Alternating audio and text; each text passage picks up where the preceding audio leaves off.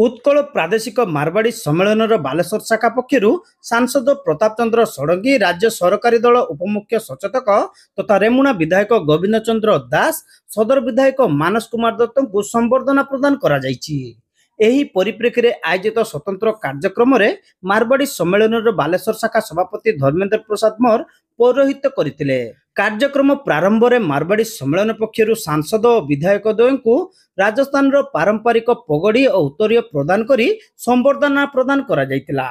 संबर्धित हेबा अवसर में सांसद श्री षडंगी जनसाधारण अपर समर्थन जो भारत वर्ष में तृतीय थर प्रधानमंत्री नरेंद्र मोदी नेतृत्व में सरकार गठन होइतिबा बेले राज्य में प्रथम थर भारतीय जनता पार्टी सरकार गठन कर एथिपाई समग्र राज्य स्थायी भाव बसवास करुवा मारवाड़ी समाजर लोकंकर अवदान अतुलनीय बोली से कहिथिले। राज्य में नवगठित सरकार प्रतिश्रुति अनुसार कार्यारंभ करिसेंती। सफलतार प्रतिश्रुति पूरण सहित लोक कल्याण उद्देश्य रे बजेट प्रस्तुति करा जायछि। ओडिशार विकास शीर्ष में पहुंचाइबा सहित समग्र देश में एक नंबर राज्य में परिणत पाई समस्तंकर आंतरिक सहयोग प्रदान निमंते श्री षडंगी आह्वान देथिले। सेहीपरि रेमुणा विधायक श्री दास और सदर विधायक श्री दत्त मारवाड़ी समाजर समस्त व्यक्ति को कृतज्ञता जणाइबा सहित राज्य में विकास धारा को आगे नेबा पई सहयोग कामना करथिले। विशेषकर बालेश्वर जिलार सामग्रिक उन्नति पई गठनमूलक प्रस्ताव देबाकू उभय विधायक द्वय को समस्त निवेदन करथिले। मारवाड़ी सम्मेलन बालेश्वर शाखार वरिष्ठ सदस्य भगवान गुप्ता ए कार्यक्रम में मंचासीन थिले। मिठू पदार एतरे प्रारंभिक सूचना देतिबा बेले शिबू पदार शेष समस्त को धन्यवाद देतिले।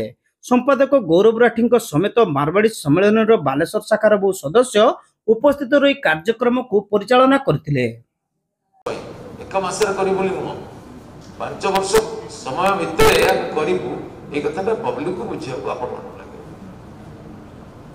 हमर प्रतिपक्ष मते दुर्बल एते दिन जो माने मनीष मांस खाइतिले मांसर स्वादटा अच्छी पाटे सिपाई लगी सिपाई हमको अनेक संस्कार करने पड़ो।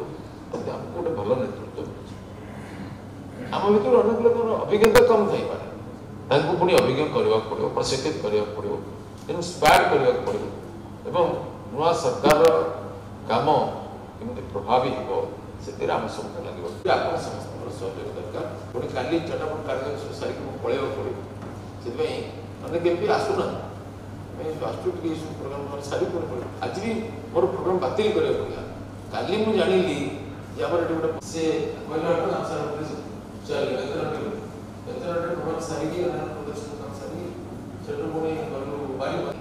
सारी प्रेस कॉन्फ्रेंस साढ़े 4टा